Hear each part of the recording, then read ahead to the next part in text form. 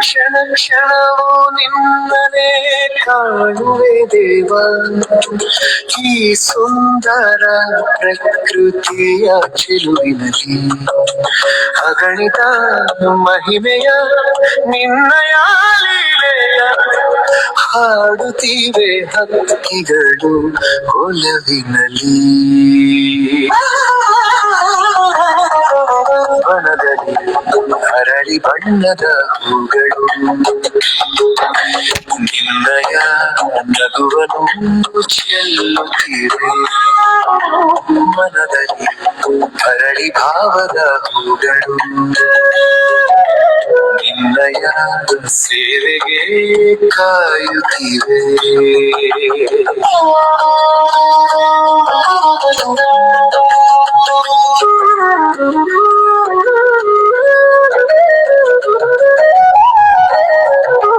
ಜುಳು ಜುಳು ಹರಿಯುವ ನದಿಯಲ್ಲಿ ನಿನ್ನಯ ನಾದವ ಕೇಳುತ್ತಿದೆ.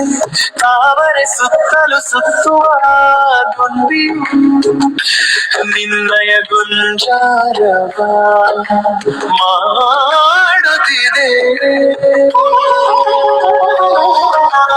ಮೂಡಣ ದೆಸೆಯೊಳು ನೇಸರ ಬರುವನು ನಿತ್ಯವು ಬೆಳಗಲು ನಿನಗಾಡುತ್ತೀರ. ಬಳುವಣ ಕಡಲು ಅಡಿಗಳ ತೊಳೆದು ಪಡೆಯುತ್ತಿದೆ ದಿವ್ಯ ಕೀರುತಿಯ. ಅಣು ಅಣುವಲ್ಲೂ ಕಣ ಕಣದಲ್ಲೂ ನೀನೇ ತುಂಬಿಹೆ ದೇವ.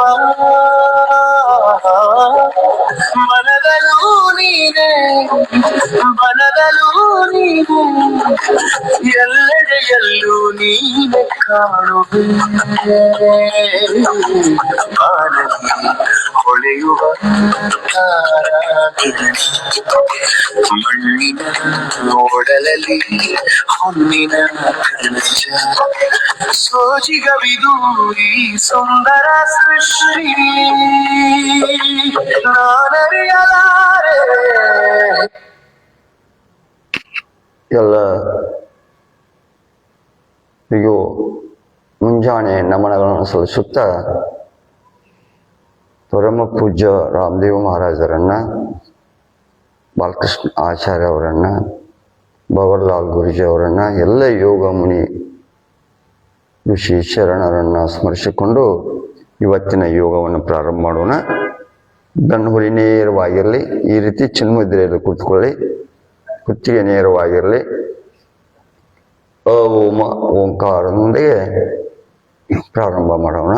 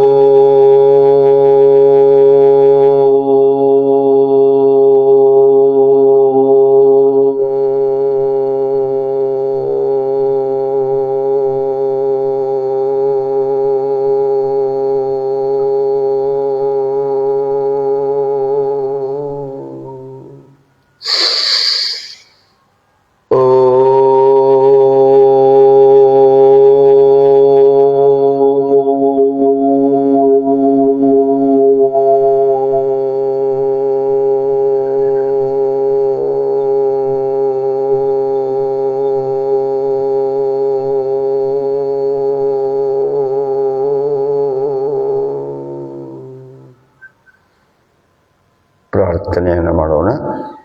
ಓಂ ಭೂರ್ಭುವಸ್ವಃ ತತ್ಸವಿತುರ್ವರೆಣ್ಯಂ ಭರ್ಗೋ ದೇವಸ್ಯ ಧೀಮಹಿ धियो यो न प्रचोदयात्।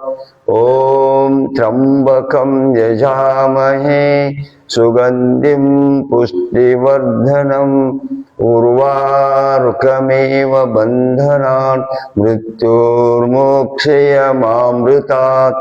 ॐ सहनाववतु सहनौ भुनक्तु सवीरं करवावहै तेजस्विनामधीतमस्तु मा विद्विषावहै। ॐ असतो मा सद्गमय तमसो मा ज्योतिर्गमय मृत्योर्मामृतङ्गमय। ಓಂ ಶಾಂತಿ ಶಾಂತಿ ಶಾಂತಿ. ನಿಧಾನವಾಗಿ ಎರಡೂ ಕೈಗಳನ್ನು ಮೇಲ್ಗಡೆ ತೆಗೆದುಕೊಂಡು ಈ ರೀತಿ ಕೈಗಳನ್ನು ಉಜ್ಜಿ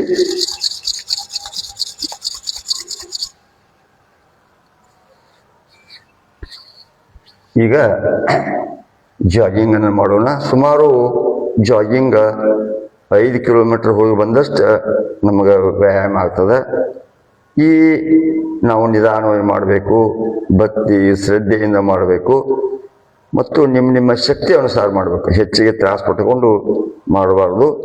ಭಾಳ ವೇಟ್ ಜಾಸ್ತಿ ಇದ್ದವರು, ಹೊಟ್ಟಿದ್ದವರು ಅವರು ನಿಧಾನವಾಗಿ ಮಾಡಬೇಕು. ಯಾಕಂದ್ರೆ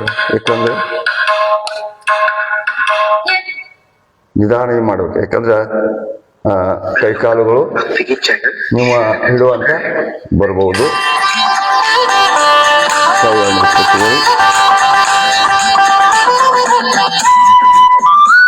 ನಿಧಾನ ಮಾಡೋದು, ಶಕ್ತಿ ಅನುಸಾರ ಖುಷಿಯಾಗಿ ಭಕ್ತಿಯಿಂದ ಶ್ರದ್ಧೆಯಿಂದ ಮಾಡೋದು.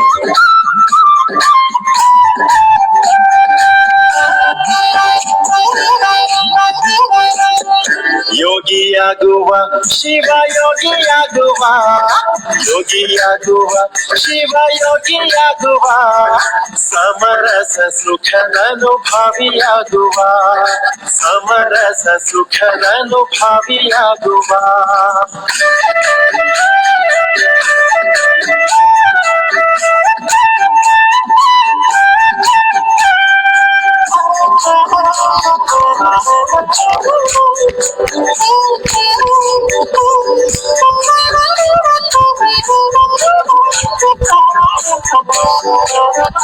ಬೇಗ ಏಳುವ ಗುರುದೇವನ ನೆನೆಯುವ, ಬೇಗ ಏಳುವ ಗುರುದೇವನ ನೆನೆಯುವ, ಆಗು ಮಾಡಿದ್ದು ಶಿರವಾಗಿ ನಮಿಸುವ, ಆಗು ಮಾಡಿದ್ದು ಶಿರವಾಗಿ ನಮಿಸುವ.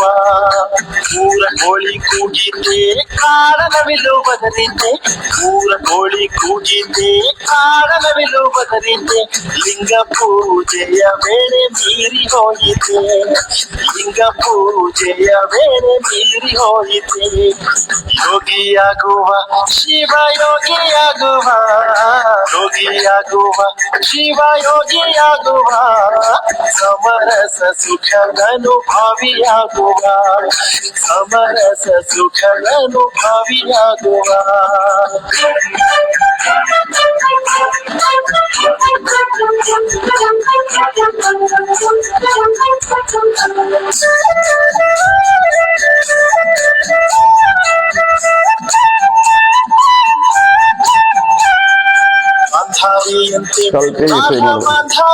ಮೊದಲು ನಿಧಾನವಾಗಿ ಮಾಧಾರಿಯಂತೆ ರಾಧಾ ಮಾಧಾರಿಯಂತೆ, ಶರಣ ಜನರ ಲಿಂಗಾರ್ಚನೆಯಂತೆ, ಶರಣ ಜನರ ಲಿಂಗಾರ್ಚನೆಯಂತೆ. ಆಸನ ಹಾಕುವ ನಾವು ಅಲುಕದೆ ಕೂಡುವ, ಆಸನ ಹಾಕುವ ನಾವು ಅಲುಕದೆ ಕೂಡುವ, ಅಘಹರನ ಅಂಗೈಲಿಟ್ಟು ಅರ್ತಿಲಿ ನೋಡುವ, ಅಘಹರನ ಅಂಗೈಲಿಟ್ಟು ಅರ್ತಿಲಿ ನೋಡುವ. ಯೋಗಿಯಾಗುವ ಶಿವ ಯೋಗಿಯಾಗುವ, ಯೋಗಿಯಾಗುವ ಶಿವ ಯೋಗಿಯಾಗುವ, ಸಮರಸ ಸುಖದನುಭಾವಿಯಾಗುವ, ಸಮರಸ ಸುಖದನುಭಾವಿಯಾಗುವ.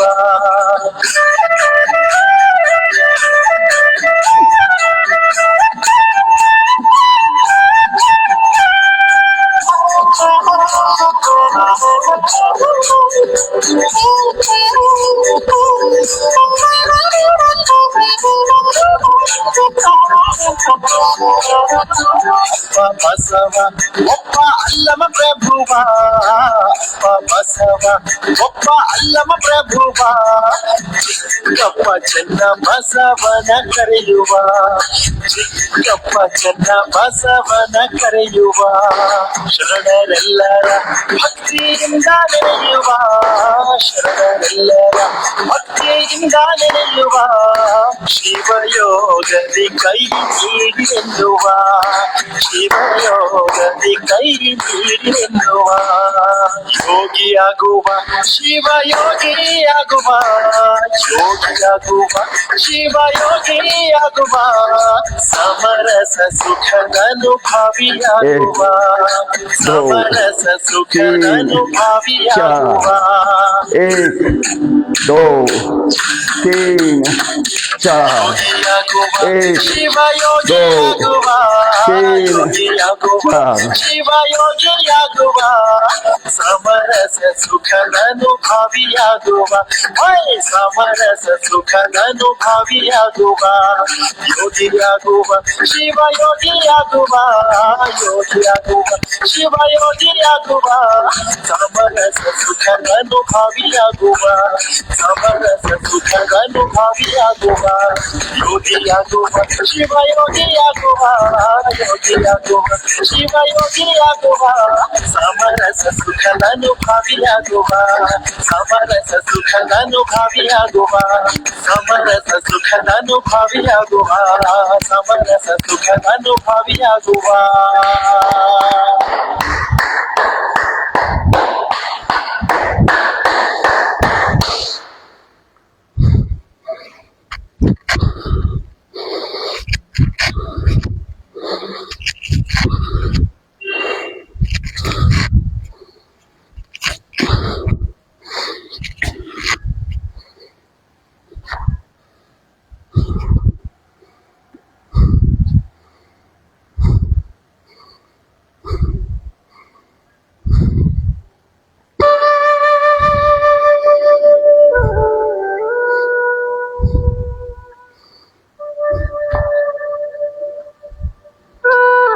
ಈಗ ಸೂಕ್ಷ್ಮ ವ್ಯಾಯಾಮಗಳನ್ನು ಮಾಡೋಣ.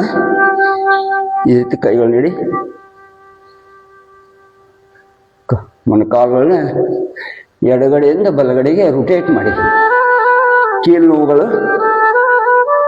ನೋವುಗಳಿದ್ದರೆ ನಿವಾರಣೆ ಆಗ್ತದೆ. ಪೇನ್ಸ್, ನೀ ಪೇನ್ಸ್ ರಿಲೀಫ್.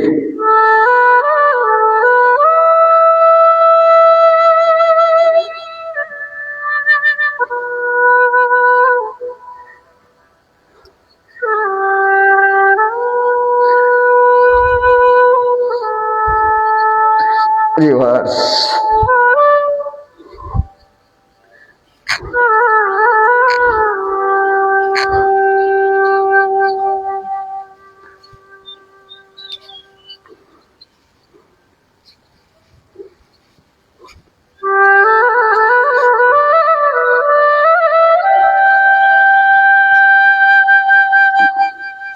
ಈ ರೀತಿ ಮಾಡೋದ್ರಿಂದ ಚೆಸ್ಟ್ ಅಗಲಾಗ್ತದೆ.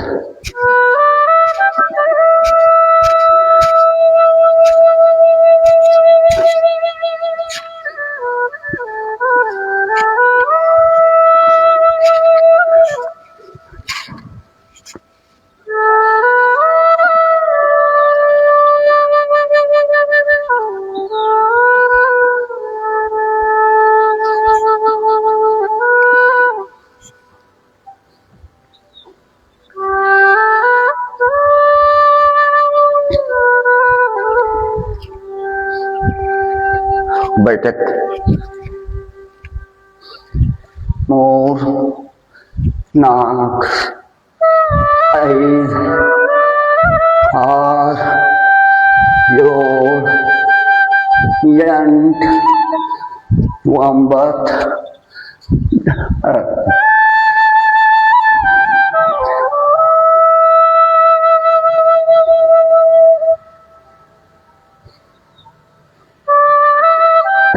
ತ್ರಿಕೋಣಾಸನ ಮಾಡೋಣ.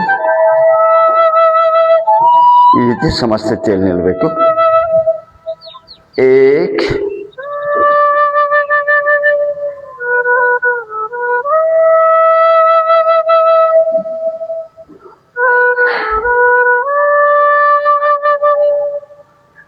ರೀತಿ ಚಕ್ರಾಸನ.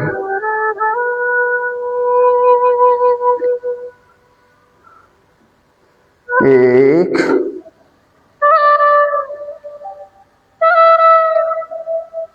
दो चार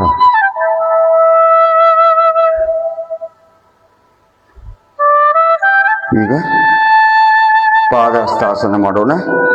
ಈ ರೀತಿ ಸಮಸ್ಥಿತಿಯಲ್ಲಿ ನಿಲ್ಲಬೇಕು. ನಮ್ಮ ಮೊಣಕಾಲಿನ ಕೆಳಗಿನ ಭಾಗ, ನಡದಿಂದ ಕೆಳಗಿನ ಭಾಗ ನೇರವಾಗಿರ್ಬೇಕು. ನಡೆದಿಂದ ಮೇಲಿನ ಭಾಗ ಅಷ್ಟೇ ಬಗ್ಗಿಸ್ಬೇಕು. ನಿಮ್ಮ ಶಕ್ತಿ ಅನುಸಾರ ಮಾಡ್ಬೇಕು. ಭಕ್ತಿಯಿಂದ ಶ್ರದ್ಧೆಯಿಂದ ಇಷ್ಟಪಟ್ಟು ಮಾಡ್ಬೇಕು, ಕಷ್ಟಪಟ್ಟು ಮಾಡಂಗಿಲ್ಲ. ಏಕ್ ದೋ ಎಷ್ಟು ಸಾಧ್ಯ ಕೈಗಳನ್ನ ಮೇಲ್ಗಡೆ ಎತ್ತಬೇಕು. ಇದನ್ನು ಮಾಡೋದ್ರಿಂದ ಬೊಜ್ಜು ಕಡಿಮೆ ಆಗ್ತದೆ, ವೇಟ್ ಕಡಿಮೆ ಆಗ್ತದೆ, ಹೊಟ್ಟೆ ಬಂದಿದ್ರೆ ಕಡಿಮೆ ಆಗ್ತದೆ, ಮೊಣಕಾಲಿನ ಕೈಗಳ ನೋವುಗಳು ಕಡಿಮೆ ಆಗ್ತವೆ. ಕಣ್ಣಿನ ದೃಷ್ಟಿಗೆ ಇದು ಒಳ್ಳೆಯ ಆಸನ. ಸ್ಟ್ರೋಕು ಮತ್ತು ನಮ್ಮ ನಡದ ಭಾಗ ಮತ್ತು ಮೆದುಳಿನ ಭಾಗಕ್ಕೆ ಒಳ್ಳೆಯ ಆಸನ ಇದು.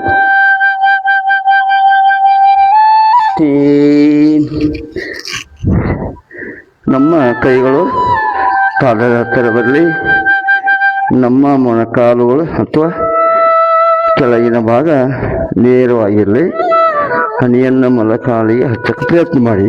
ಎಷ್ಟು ಸಾಧ್ಯ ಕಷ್ಟ ಮಾಡಿ. ನಿಮ್ಮಿನ ಶಕ್ತಿ ಅನುಸಾರ ಮಾಡೋದು. ಅದೇ ಸ್ಥಿತಿಯಲ್ಲಿ ನಿಲ್ಲಕ್ಕೆ ಪ್ರಯತ್ನ ಮಾಡಬೇಕು.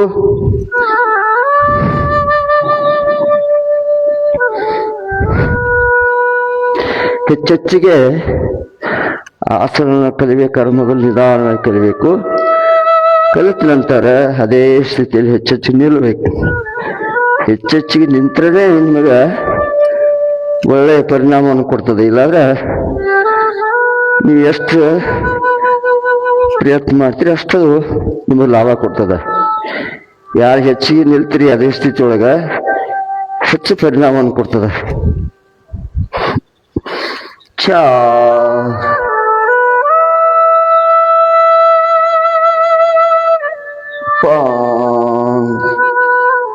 ಛೇ.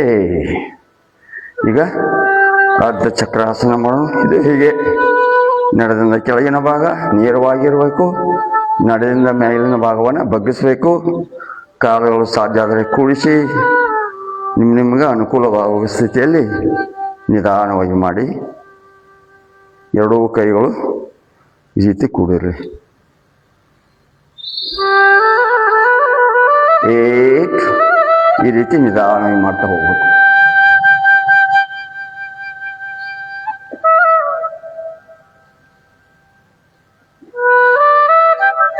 ಅಷ್ಟೇ ಹಿಂದುಗಡೆ ಒತ್ತಬೇಕು.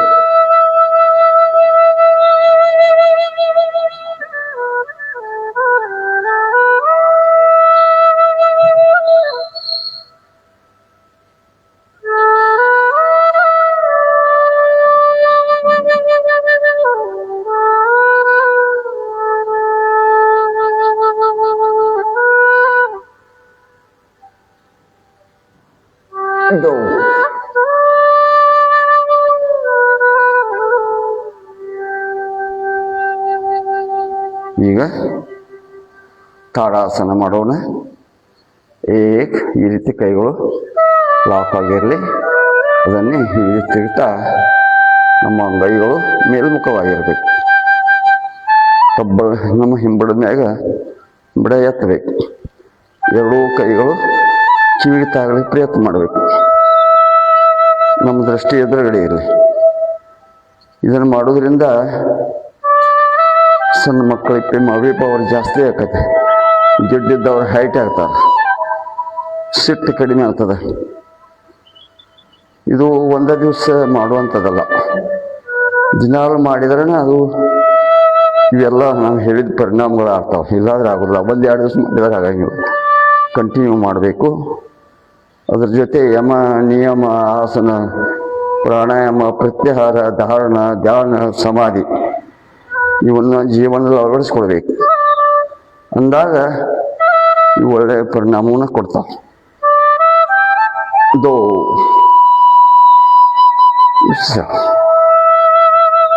ಈಗ ವೃಕ್ಷಾಸನ ಮಾಡೋಣ. ಇದು ಒಳ್ಳೆಯ ಆಸನ. ಇದು ಸ್ಟ್ರೋಕ್ ಹೊಡೆದವರಿಗೆ ಮತ್ತು ಮೆಮೊರಿ ಪವರ್ ಜಾಸ್ತಿ ಮಾಡ್ಕೊಳ್ಳೋರಿಗೆ, ವಿದ್ಯಾರ್ಥಿಗಳಿಗೆ ಮತ್ತು ನಮ್ಮ ಬ್ಯಾಲೆನ್ಸ್ ಚೆನ್ನಾಗಿ ಸಿಗ್ತದೆ, ಶರೀರಕ್ಕೆ ಬ್ಯಾಲೆನ್ಸ್. ಮತ್ತು ಕೈ ನೋವುಗಳು, ಕಾಲಿನ ನೋವುಗಳು, ಕೀಲುಗಳು ನೋವುಗಳು ತೊಂದರೆ ಆಗ್ತದೆ. ತೊಂದರೆ ಇತ್ತಂದರೆ ನಿವಾರಣೆ ಆಗ್ತದೆ. ಆ ತೊಂದರೆಗಳಿಗೆ ಇದು ಒಳ್ಳೆಯ ಆಸನ. ಈಗ ನಿಧಾನವಾಗಿ ಮನಸ್ಸುಗೊಟ್ಟು ಈ ಆಸನ ಮಾಡಬೇಕು. ನಮ್ಮ ಮನಸ್ಸು ಚಂಚಲ ಇತ್ತಂದ್ರೆ ಮತ್ತು ನಮ್ಮ ಶರೀರವನ್ನು ಚೆನ್ನಾಗಿ ಇಟ್ಟುಕೊಂಡಿದ್ರೆ ಅಂದ್ರೆ ನೀವು ಭಾಳಷ್ಟು ಹೊತ್ತು ನಿಲ್ಲಬಹುದು. ನಿಧಾನವಾಗಿ ಮಾಡಬೇಕು, ಗಡಿಬಿಡಿ ಮಾಡಂಗಿಲ್ಲ. ಎಡಗಾಲನ್ನೆತ್ತಿ ಬಲ ತೊಡೆಯನ್ನು ಇಡೋದು.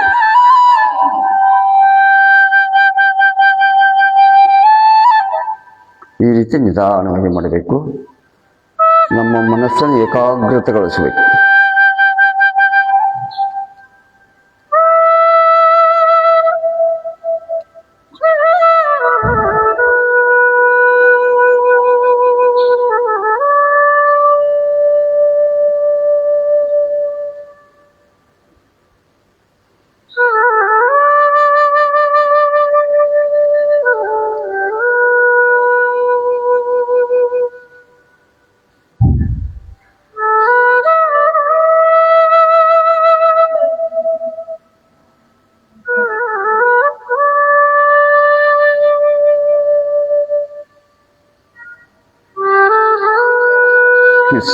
ಈಗ ನಮ್ಮ ಈ ಆಸನ ಮಾಡೋ ಮುಂದೆ ಸ್ವಲ್ಪ ಉಸಿರಾಟವನ್ನು ಹಿಡ್ಕೋಬೇಕು. ಮೊದಲ ನಮ್ಮ ಸ್ಥಿತಿಗೆ ಬಂದಾಗ, ಆ ಸ್ಥಿತಿಗೆ ಬಂದಾಗ ಉಸಿರಾಟ ನಿಧಾನ ಮಾಡಕತ್ಬೇಕು.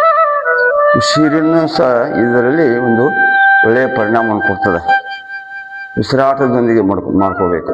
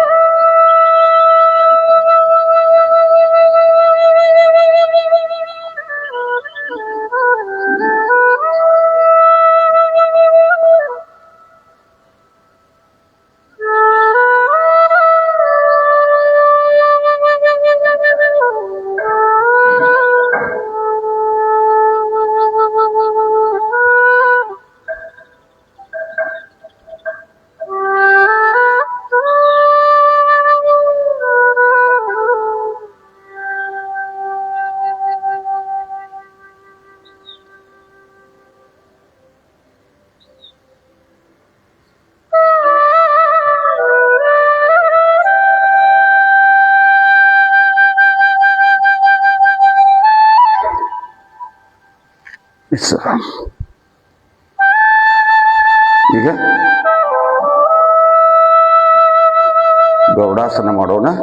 ಗರುಡಾಸನ ಮಾಡಿದ್ರಿಂದ ಈ ಬೆನ್ನಿನ ನೋವುಗಳು ಮತ್ತು ಈ ನಡದ ನೋವುಗಳ ನಿವಾರಣೆ ಆಗ್ತದೆ ಮತ್ತು ಅವು ಶಕ್ತಿ ಬರ್ತದೆ. ಅದಕ್ಕೆ ಗರುಡ ನಡದಲ್ಲಿ ಭಾಳ ಶಕ್ತಿವಂತದ್ದು ಪ್ರಾಣಿ. ಅದನ್ನು ಪಕ್ಷಿ ನಾವು ಮಾಡೋದ್ರಿಂದ ನಮಗೆ ನಡದೊಳಗೆ ಮತ್ತು ಬೆನ್ನಿನೊಳಗೆ ಶಕ್ತಿ ಬರ್ತದೆ. ಇದು ಈ ರೀತಿ ಬಗ್ಬೇಕು. ನಿಧಾನವಾಗಿ ಕಾಲನ್ನು ಬ್ಯಾಲೆನ್ಸ್ ಇಟ್ಕೋಬೇಕು.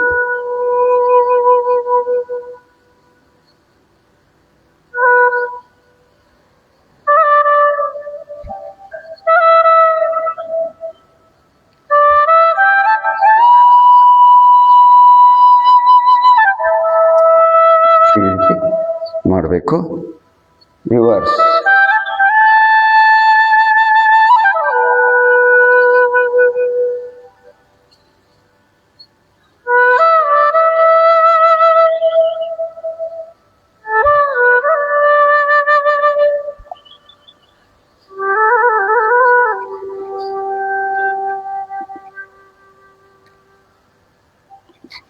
ಈ ರೀತಿ ನಿಧಾನ ಮಾಡಬೇಕು. ಮಾಡೋದ್ರಿಂದ ಬೆನ್ನಿನ ನೋವುಗಳು ಮತ್ತು ಶಕ್ತಿಯುತ ಆಗ್ತಾವೆ. ಬೆನ್ನುಗಳು ನಮಗೆ ನಡೆದ ನೋವು ಪೂರ ಶಕ್ತಿ ಬರ್ತಾವೆ. ಈಗ ಸೂರ್ಯ ನಮಸ್ಕಾರವನ್ನು ಮಾಡೋಣ.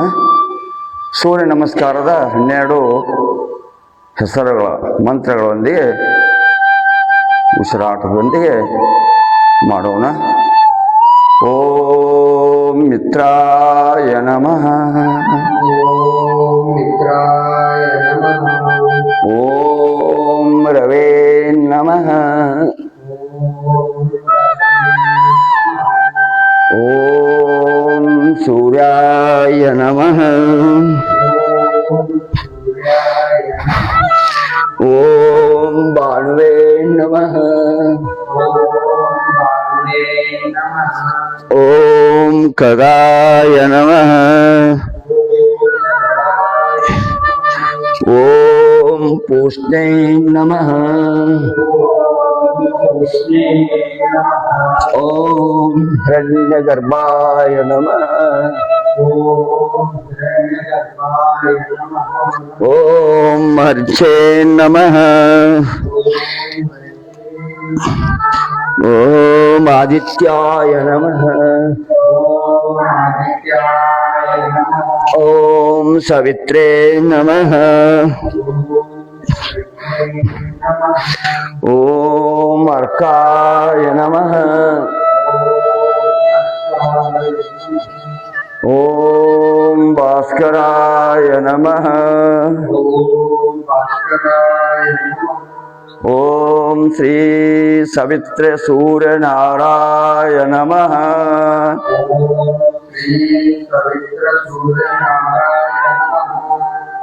ಸರ ಈಗ ಇನ್ನೊಂದ್ಸಲ ಸೂರ್ಯ ನಮಸ್ಕಾರವನ್ನ ಆಸನಗಳ ಹೆಸರುಗಳನ್ನು ಹೇಳ್ತಾ ಮತ್ತೊಂದ್ಸಲ ಸೂರ್ಯ ನಮಸ್ಕಾರವನ್ನು ಮಾಡೋಣ. ಪ್ರಣಾಮಾಸನ,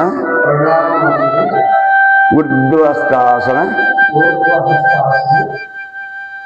ಪಾದಸ್ಥಾಸನ, ದಕ್ಷಿಣ ಸ್ವಸಂಚಾಲನಾಸನ, ಪರ್ವತಾಸನ, ಅಷ್ಟಾಂಗ ನಮನಾಸನ, ಭುಜಂಗಾಸನ, ಪರ್ವತಾಸನ, ವಾಮಸ್ವ ಸಂಚಾಲನಾಸನ, ಪಾದಸ್ಥಾಸನ, ಊರ್ಧ್ವಸ್ಥಾಸನ, ಪ್ರಣಾಮಾಸನ, ವಿಶ್ರಾಮ.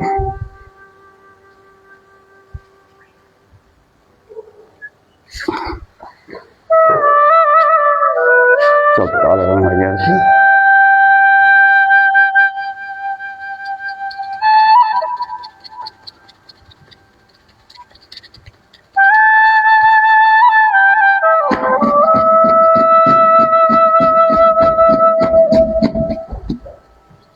ಕಾಲವನ್ನು ರೊಟೇಟ್ ಮಾಡಿ ಈ ರೀತಿ ಕಾಲವನ್ನು ಸಡಿಲಿಸಬೇಕು. ಮೊಣಕಾಲು ನೋವುಗಳು, ಕೀಲು ನೋವುಗಳು ಮತ್ತು ನಮ್ಮ ಪ್ರತಿಯೊಂದು ಅವಯವಗಳು, ಕಾಲಿನ ಭಾಗಗಳು ಸಡಿಲುಗೊಳ್ತಾವೆ. ಸಡಿಲುಗೊಳ್ಳೋದ್ರಿಂದ ಅಲ್ಲೆಲ್ಲ ರಕ್ತ ಸಂಚಾಲನ ಚೆನ್ನಾಗಿ ಆಗ್ತದೆ. ಹೀಗಾಗಿ ನಿಮ್ಮ ಪೇನ್ಸು ನೋವುಗಳು ನಿವಾರಣೆ ಆಗ್ತದೆ. ಮತ್ತು ವೇಟನ್ನು ನಮ್ಮ ಹೈಟ್ ತಕ್ಕ ವೇಟ್ ಇರಬೇಕು. ಜಾಸ್ತಿ ವೇಟ್ ಆಗ್ತಂದ್ರೆ ಭಾಳ ಏಜ್ ಆಗ್ತಂದ್ರೆ ಕುಂಡ್ರಕ್ಕೆ ಬರೋದಿಲ್ಲ, ಏಳಲಿಕ್ಕೆ ಬರೋದಿಲ್ಲ, ತಿರುಗಾಡ್ಲಿಕ್ಕೆ ಬರೋದಿಲ್ಲ, ಬೆನ್ ಬ್ಯಾಲೆನ್ಸ್ ತಪ್ತದ.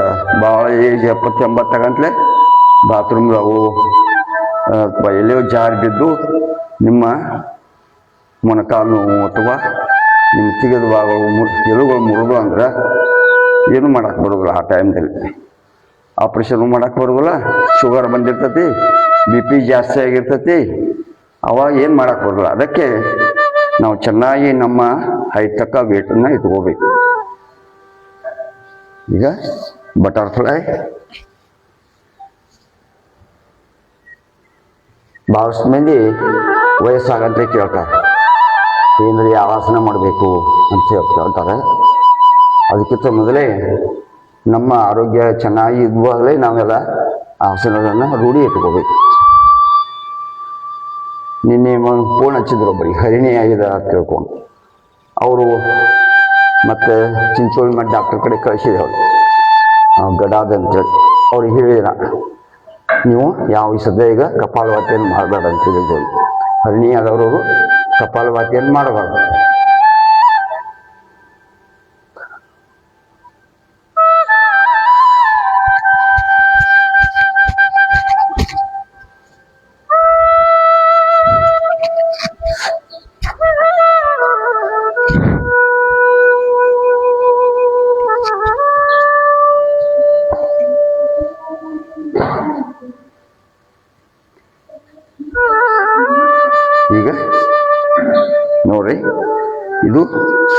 ವಜ್ರಾಸನ ಅಂತಾರೆ.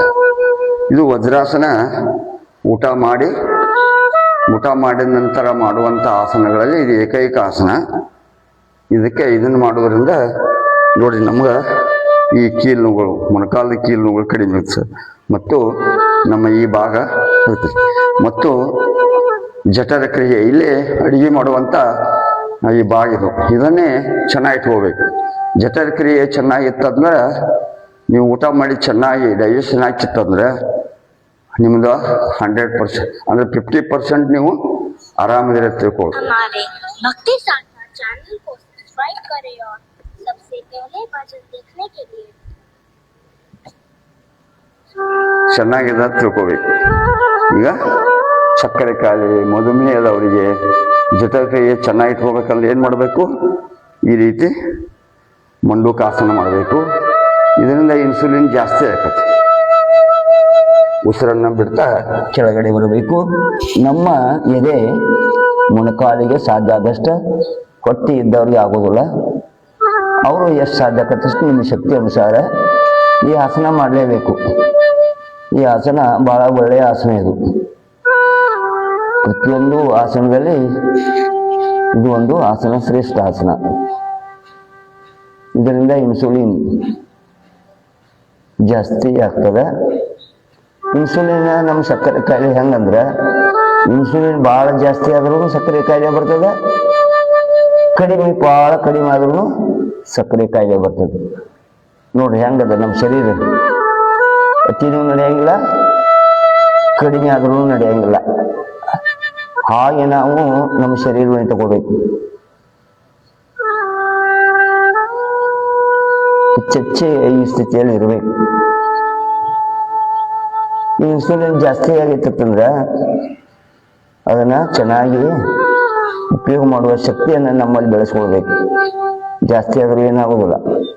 ಆದ್ರೆ ಶರೀರವನ್ನ ಯಾವಾಗಲೂ ಕ್ರಿಯೆಯಲ್ಲಿರಬೇಕು, ಕೆಲಸದೊಂದಿಗೆ ಇರಬೇಕು. ಉಸಿರನ್ನ ತೆಗೆದುಕೊಳ್ತಾ ಮೇಲ್ಗಡೆ ಬರಬೇಕು. ಈಗ ಎಡಹಸ್ತವನ್ನ ಬಲಹಸ್ತವನ್ನ ಕಿಬ್ಬಟ್ಟೆ ಒಳಗಡೆ ಇರ್ತಿ ಪ್ರೆಷರ್ ಮಾಡಿ ಒತ್ತಿಡಬೇಕು. ಉಸಿರನ್ನ ಬಿಡ್ತಾ ಕೆಳಗಡೆ ಬರಬೇಕು. ನಮ್ಮ ಎದೆ ತೊಡೆಗೆ ಸಾಧ್ಯ ಆದರೆ ತಾಗಿಸಲಿಕ್ಕೆ ಇರಬೇಕು. ನಮ್ಮ ಕುತ್ತಿಗೆ ಸ್ವಲ್ಪ ಭಾಗ ಅಂದ್ರೆ ನಾವು ಸ್ವಲ್ಪ ಭಾಗವನ್ನು ಎದುರುಗಡೆ ನೋಡಬೇಕು. ಯಾಕೆ ನೋಡ್ಬೇಕಂದ್ರೆ ಕುತ್ತಿಗೆಯನ್ನ ಮೇಲ್ಗಡೆ ಸ್ವಲ್ಪ ಎತ್ತಿದಾಗ ಭಾರ ಜಾಸ್ತಿಯಾಗಿ ನಮ್ಮ ತೊಡೆಗಳಿಗೆ ತಾಗಿಸಲಿಕ್ಕೆ ಅನುಕೂಲ ಆಗ್ತದೆ. ವೇಟ್ ಜಾಸ್ತಿ ಆಗಿ ಅದು ಒತ್ತಡ ಹೋಗ್ತದೆ. ಇದರಿಂದ ನಮ್ಮ ಬ್ರಾಂಕೋಡಿಸ್ ಅಲ್ಲೇ ಇನ್ಸುಲಿನ್ ಬರ್ತದೆ. ಅದಕ್ಕೆ ನಾವು ಏನು ಮಾಡಬೇಕು? ಹೆಚ್ಚೆಚ್ಚಿಗೆ ಈ ಸ್ಥಿತಿಯಲ್ಲಿ ಇರಬೇಕು. ಮತ್ತೆ ನಿಮಗೆ ಉಸಿರನ್ನು ತೆಗೆದುಕೊಳ್ಬೇಕಂದಾಗ ಉಸಿರನ್ನು ತೆಗೆದುಕೊಳ್ತಾ ಮೇಲ್ಗಡೆ ಬರಬೇಕು. ನೋಡಿ, ಇಷ್ಟೆಲ್ಲ ವಜ್ರಾಸನದ ಕುಳಿದ್ರಿಂದ ಮೊಣಕಾಲುಗಳ ನಿವಾರಣೆ ಆಗ್ತದೆ, ಇಲ್ಲಿ ಹಿಂಬಡದ ಭಾಗ ನಿವಾರಣೆ ಆಗ್ತದೆ, ಇಲ್ಲಿ ರಕ್ತ ಸಂಚಾಲನ ಚೆನ್ನಾಗಿ ಆಗ್ತದೆ ಮತ್ತು ಎರಡೂ ಬಲಗಳು ಕೂಡಿರ್ಬೇಕು ಈ ರೀತಿ. ಈಗ ಅಡ್ಡ ಉಷ್ಟ್ರಾಸನ ಮಾಡೋಣ. ಉಷ್ಟ್ರ ಅಂದ್ರೆ ಯಾವುದು? ಒಂಟೆ. ಈ ರೀತಿ ಕೈಗಳು ಇರಲಿ, ನಡದ ಮೇಲೆ ಇರಲಿ. ನಡದಿಂದ ಮೇಲಿನ ಭಾಗವನ್ನು ಬಗ್ಗಿಸಬೇಕು. ಕಾಲುಗಳ ಸಾಧ್ಯ ಆದರೆ ಕೂಡಿಸ್ರಿ, ಇಲ್ಲಾದ್ರೆ ಎಲ್ಲ ಕೂಡಿದ್ರೆ ಒಳ್ಳೆಯದು. ಕೂಡ್ಲಿಕ್ಕೂ ನಡೀತದ, ನೀವು ಬಿಟ್ಟರೂ ನಡೀತದ. ನಿಮ್ಮ ಶಕ್ತಿ ಅನುಸಾರ ಮಾಡಬೇಕು. ಈ ರೀತಿ ಇರಬೇಕು. ನಿಧಾನವಾಗಿ ಮಾಡಬೇಕು. ಉಸಿರಾಟದೊಂದಿಗೆ ನಾವೆಲ್ಲ ಆಸನಗಳನ್ನು ಮಾಡಬೇಕು. ಆಸನಗಳನ್ನು ನಿಧಾನವಾಗಿ ಕಲಿಬೇಕು. ಕಲಿತ ನಂತರ ಹೆಚ್ಚೆಚ್ಚಿಗೆ ಆ ಸ್ಥಿತಿಯಲ್ಲಿ ನಿಲ್ಲಲು ಪ್ರಯತ್ನ ಮಾಡಬೇಕು.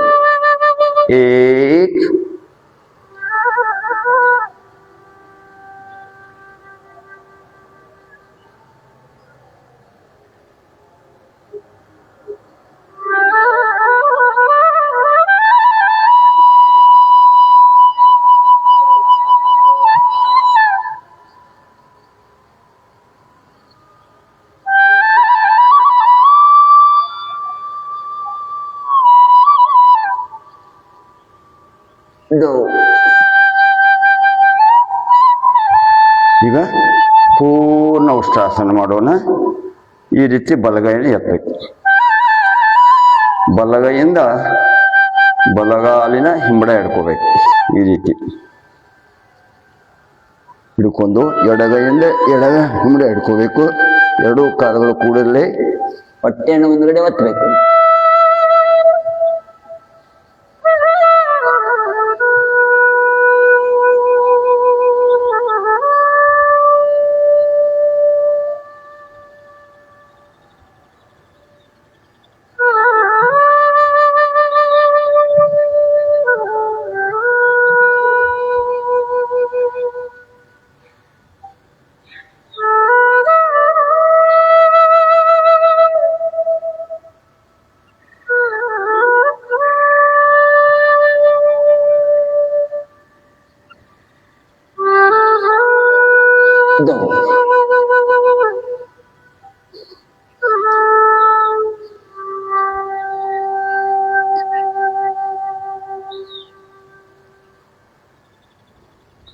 ನಾವು ಬೆಳಿಗ್ಗೆ ಏನು ಮಾಡ್ಬೇಕಂದ್ರೆ ಯೋಗ ಮಾಡೋಕ್ಕಿಂತ ಮೊದಲ ಹಲ್ಲಿಗೆಲ್ಲ ತಕೊಂಡ್ರೆ ಡೈಲಿ ಕಂಪಲ್ಸರಿ ಉಗುರು ಬೆಚ್ಚ ನೀರನ್ನು ಕುಡಿಬೇಕು. 1 ಗ್ಲಾಸು 2 ಗ್ಲಾಸ್ ಕುಡಿದ್ರಿ ಅಂದ್ರೆ ನಿಮ್ಮೆಲ್ಲ ಪಿತ್ತು ಕಫ ಎಲ್ಲ ಕರಗ್ತದೆ. ಆಸನ ಮಾಡಾಕತ್ತಿದ್ರೆ ನಾವೆಲ್ಲ ಪ್ರತಿಯೊಂದು ಅವಯವಗಳಿಗೆ ಬಿಸಿನೀರು ಹೋಗಿ ಪೈಪ್ಗಳನ್ನು ಯಾವ ರೀತಿ ಸ್ವಚ್ಛ ಆಕತ್ತಲ್ಲ ಹಾಗೆ ಈ ಶರೀರ ಸ್ವಚ್ಛ ಮಾಡ್ತದ ಬಿಸಿನೀರು. ಈ ರೀತಿ ತೋಡಿ ಈಗ ಗೋಮುಖ ಆಸನ ಮಾಡೋಣ. ಗೋಮುಖ ಅಂದ್ರೆ ಆಕಳು. ಈ ರೀತಿ ನೋಡ್ರಿ, ಆಕಳ ಮುಖ ಇದು ಈ ರೀತಿ ಇರಬೇಕು. ಯಾವ ಕಾಲು ಮೇಲ್ಗಡೆ ಇದೆ ಆ ಕೈಯನ್ನು ಮೇಲ್ಗಡೆ ಹಾಕ್ಬೇಕು. ಈ ರೀತಿ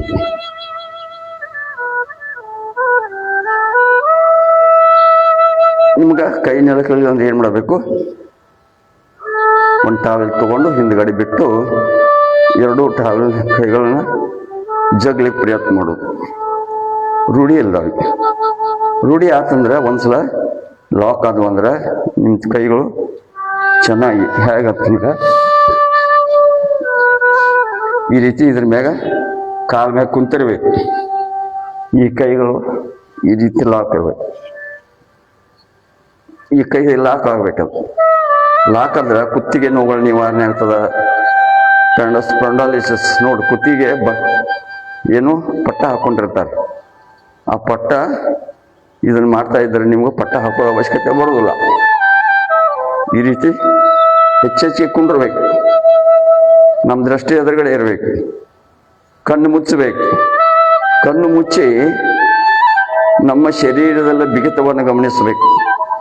ಎಲ್ಲಿ ನೋವುಗಳು ಬರ್ತಾವ. ನೀವು ಹೆಚ್ಚೆಚ್ಚಿಗೆ ಆ ಸ್ಥಿತಿಯಲ್ಲಿ ಕೂತ್ರಿ ಅಂದ್ರೆ ಆ ನೋವುಗಳು ಆಟೋಮೆಟಿಕ್ ತಾನೇ ನಿವಾರಣೆ ಆಗ್ತದೆ. ಅಲ್ಲಿ ಅವು ಎಲ್ಲ ಏನಾಗಿರ್ತಾವ ಅಂದ್ರೆ ಶರೀರದ ಕೀಲುಗಳೆಲ್ಲ ಅಲ್ಲಿ ಪ್ರೆಷರ್ ಆಗಿ ಹಂಗೆ ಕೂತ್ ಬಿಟ್ಟಿರ್ತಾವೆ. ಅದು ಸರಿಯಾಗಿ ಚಾಲನೆ ಇಲ್ದಕ್ಕೆ ಬ್ಲಡ್ ಸರ್ಕ್ಯುಲೇಟ್ ಅಲ್ಲಿ ಹೋಗಲಿಲ್ಲ ಅಂದ್ರೆ, ರಕ್ತ ಸಂಚಾಲನ ಆಗಲಿಲ್ಲ ಅಂದ್ರೆ ನೋವುಗಳು ಬರ್ತಾವೆ. ಯಾಕೆ ನೋವುಗಳು ಬರ್ತಾವಂದ್ರೆ ಅಲ್ಲಿ ರಕ್ತ ಸಂಚಾಲನೆ ಆಗದೇ ಇರುವುದರಿಂದ, ಅವಕ್ಕೆ ಆಮ್ಲಜನಕ ಸಿಗದೇ ಇರುವುದರಿಂದ ಅವೆಲ್ಲ ನೋವುಗಳು ಬರ್ತಾವೆ. ಇದನ್ನು ನಾವು ತಿಳ್ಕೊಂಡ್ಬಿಟ್ರೆ ಸಾಕು. ನಮ್ಮ ಶರೀರದ ಬಗ್ಗೆ ತಿಳ್ಕೊಂಡ್ಬಿಟ್ರೆ ಯಾವುದಕ್ಕೆ ಎಲ್ಲಿ ಬಿಡಬೇಕು, ರಕ್ತ ಸಂಚಾಲನೆ ಎಲ್ಲಿ ಹರಿಬೇಕು ಅನ್ನೋದನ್ನು ತಿಳ್ಕೊಂಡ್ಬಿಟ್ರೆ ನೀವು ಒಳ್ಳೆಯ ಯೋಗ ಸಾಧಕರಾಗ್ತೀರಿ. ನಿಮ್ಮ ಶರೀರವನ್ನು ಚೆನ್ನಾಗಿಟ್ಕೊಳ್ಬೋದು ಸದಾ.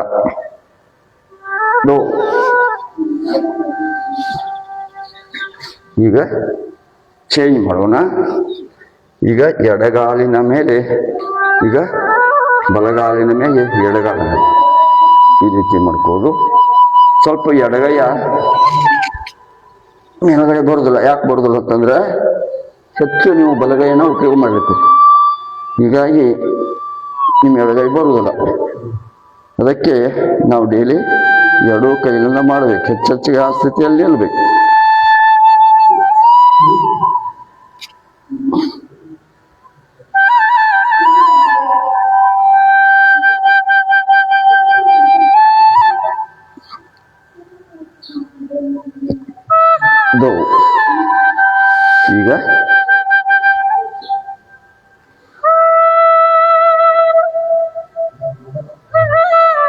ಶಶಾಂಕಾಸನ ಅಂತಾರೆ. ಈ ಆಸನ ಯಾಕೆ ಮಾಡ್ಬೇಕಂದ್ರೆ, ಯಾರು ಮಾನಸಿಕವಾಗಿ ಬಳಲ್ತಿರ್ತಾರಲ್ಲ, ಮೆಂಟಲಿ ಸ್ವಲ್ಪ ತ್ರಾಸ ಇರ್ತದೆ ಕೆಲವೊಬ್ಬರಿಗೆ,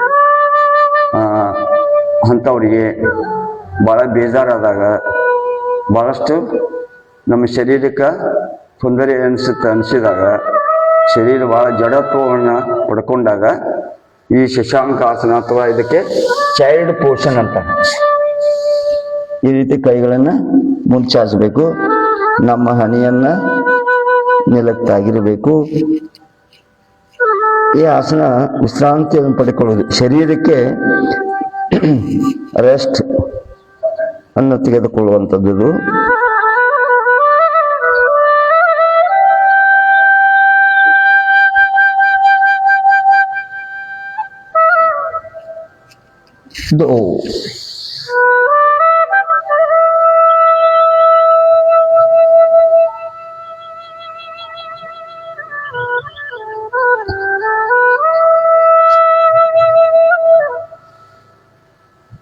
ಈಗ ಸ್ವಲ್ಪ ಪದ್ಮಾಸನವನ್ನು ಮಾಡೋಣ.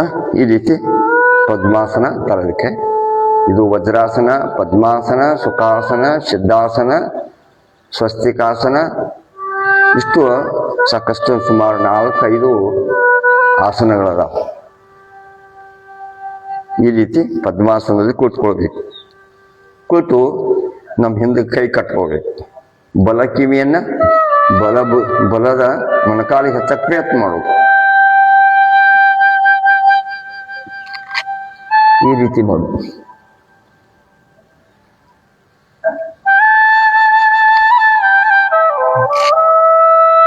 ಆಮೇಲೆ ನಿಧಾನವಾಗಿ ಹಣೆಯನ್ನು ಹಚ್ಚಕ್ಕೆ ಪ್ರಯತ್ನ ಮಾಡೋದು.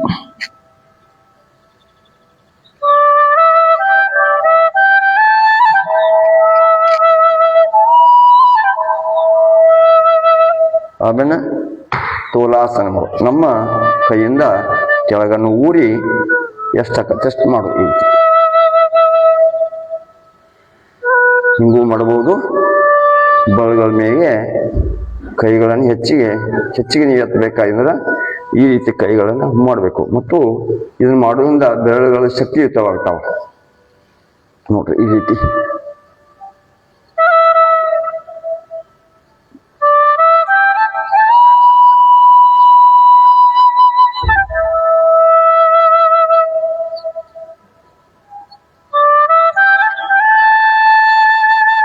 ಈಗ ಬದ್ಧ ಪದ್ಮಾಸನವನ್ನು ಸಹ ಮಾಡ್ಬೋದು. ಹೇಗತ್ತಂದ್ರೆ ಈ ರೀತಿ ಕೈಗಳನ್ನ ಈಗ ಪಟ್ಟಿದ್ದವರಿಗೆ ಇದು ಬರೋದಿಲ್ಲ, ಪಟ್ಟಿಲ್ಲದೆ ಇದ್ದವರು ಈ ರೀತಿ ಮಾಡ್ಬೋದು.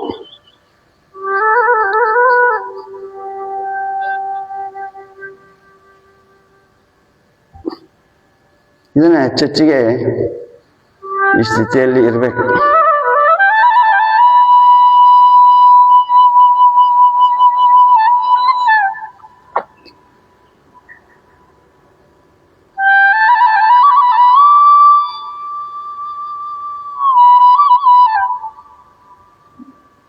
ಈ ರೀತಿ ಇದ್ರೆ ಇದೇ ಆಸನದಲ್ಲಿ ಈ ರೀತಿ ಹಣೆಯನ್ನು ಊರ್ಬೋದು.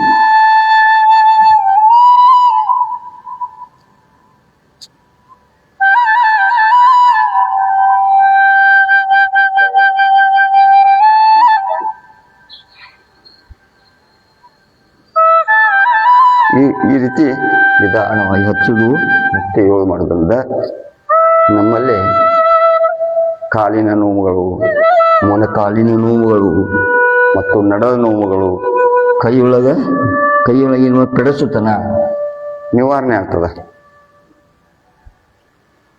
ಇದನ್ನೇ ಗರ್ಭಪಿಂಡಾಸನ ಮಾಡಬಹುದು. ಈಗ ಕೈಗಳನ್ನು ಈ ರೀತಿ ತಗೋಬೇಕು.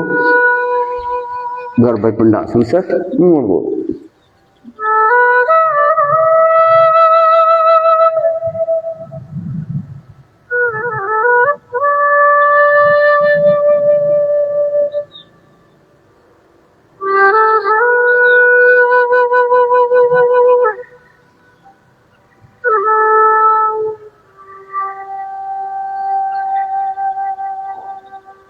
ಈ ರೀತಿ ಕೈಗಳ ಮೇಲೆ ಎತ್ತಬಹುದು.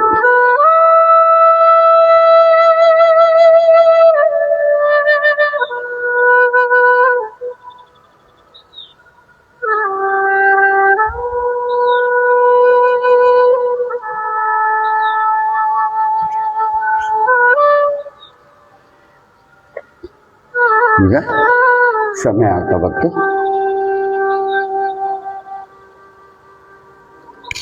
ಭ್ರಾಮರಿ ಮಾಡೋಣ.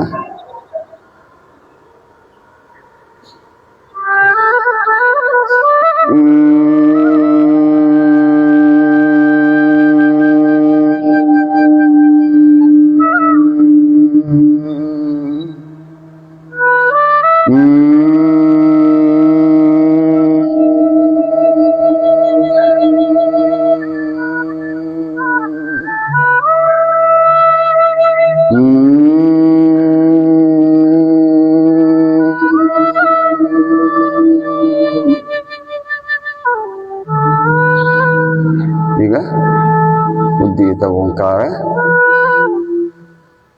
ಉಸಿರನ್ನ ತೆಗೆದುಕೊಳ್ಳಿ. ಚಿನ್ಮಯ ಮುದ್ರೆಯಲ್ಲಿ ಕೂತ್ಕೊಳ್ಳಿ.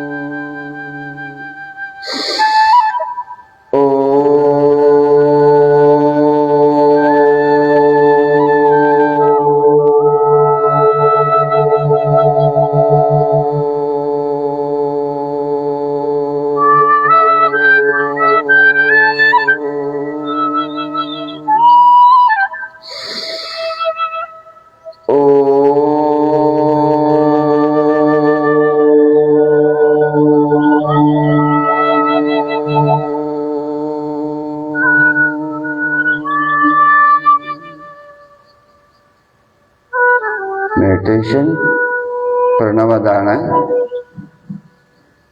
ನಿಮ್ಮ ಉಸಿರು ಒಳಗಡೆ ಹೇಗೆ ಹೋಗುತ್ತದೆ, ಹೊರಗಡೆ ಹೇಗೆ ಬರುತ್ತದೆ, ಆ ಕಡೆ ನಿಮ್ಮ ಗಮನವಿರಲಿ. ನಿಮ್ಮ ಮನಸ್ಸು ಉಸಿರಾಟದ ಕಡೆ ಇರಲಿ.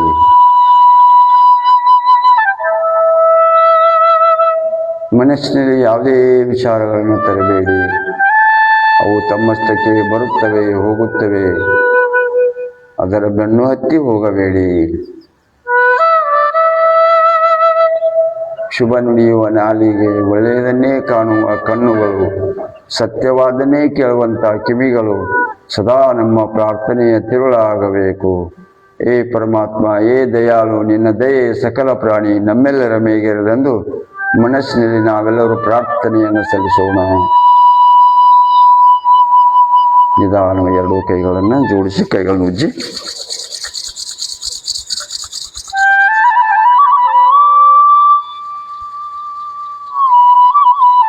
ನಿಧಾನವಾಗಿ ಕೊನೆಗೆ ಹರಿಸಿ.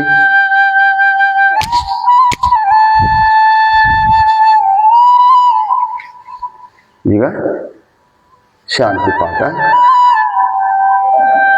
ಸರ್ವೇ ಜನಃ ಸುಖಿನೋ ಭವಂತು, ಸರ್ವೇ ಸಂತು ನಿರಾಮಯ, ಸರ್ವೇ ಭದ್ರಾಣಿ ಪಶ್ಯಂತು, ಮಾ ಕ್ವಚಿತ್ ದುಃಖ ಭಾಗ್ ಭವೇತ್. ಓಂ ಶಾಂತಿ ಶಾಂತಿ ಶಾಂತಿ. ಎಲ್ಲರಿಗೂ ನಮಸ್ಕಾರಗಳು. ಭೂಮಿಗೆ ನಮಸ್ಕಾರವನ್ನು ಮಾಡೋಣ. ಬೆಳಕು ನೀಡುತ್ತಿರುವ ಸೂರ್ಯನಿಗೆ ನಮಸ್ಕಾರವನ್ನು ಮಾಡೋಣ. ಮತ್ತೆ ನಾಳೆ 6:30 ಗಂಟೆಗೆ ತಾವೆಲ್ಲ ಯೋಗದಲ್ಲಿ ಭಾಗವಹಿಸಿ ಯೋಗವನ್ನು ಮಾಡಿಕೊಂಡು ನಿಮ್ಮ ಆರೋಗ್ಯವನ್ನು ಚೆನ್ನಾಗಿ ಇಟ್ಟುಕೊಳ್ಳುವಂತ ಹೇಳ್ತಾ, ಈ ಯೋಗದಲ್ಲಿ ಭಾಗಿಯಾದಂಥ ಎಲ್ಲ ಯೋಗ ಬಂಧುಗಳಿಗೆ ತುಂಬ ಹೃದಯದ ಧನ್ಯವಾದಗಳು.